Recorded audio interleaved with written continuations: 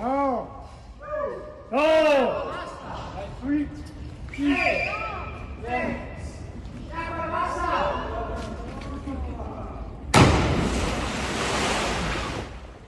In questi anni di tuffi in canali a Venezia se ne sono visti d'ogni genere, anche con esiti drammatici. Nel 2016 un marinaio neozelandese si era schiantato contro un taxi acqueo gettandosi dal ponte di Rialto, ma mai la follia era arrivata al punto di arrampicarsi sul tetto di un palazzo e lanciarsi da un'altezza di circa 15 metri su un canale poco profondo in un momento di bassa marea. Non si tratta però di un gesto estemporaneo, ma di un'azione progettata, come racconta una residente a San Pantalon.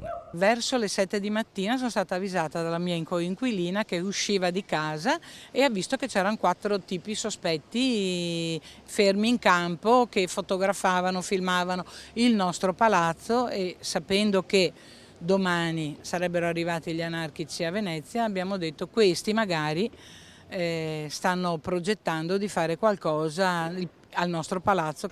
San Pantalon si trova infatti a 2 passi da Campo Santa Margherita, dove tra poche ore è prevista una manifestazione di anarchici. Presumibilmente nel frattempo il tuffatore si è arrampicato attraverso le impalcature che ancora si trovano dietro al palazzo, mentre il resto del gruppo si dispone con almeno 2 operatori pronti a riprendere il salto dal ponte di San Pantalon e un terzo visibile ai piedi del palazzo. Alle 7:10, 7:15 arrivano i primi operai che hanno cominciato a gesticolare e a guardare in alto sul tetto e dicendo: no, no, cosa fai? Un altro gridava: no, non buttarti, che c'è secca, eccetera. Questo si è buttato, ho sentito lo splash. Un tuffo di pancia violentissimo, al quale probabilmente non c'era alternativa. Con un fondale così basso, un tuffo di piedi poteva avere conseguenze gravi.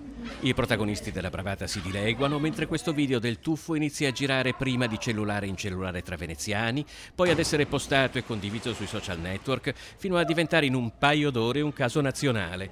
Proprio mentre negli stessi cellulari sta iniziando a girare un altro video, quello di un acrobatico attraversamento del Rio dei Miracoli con atterraggio ai piedi della chiesa omonima.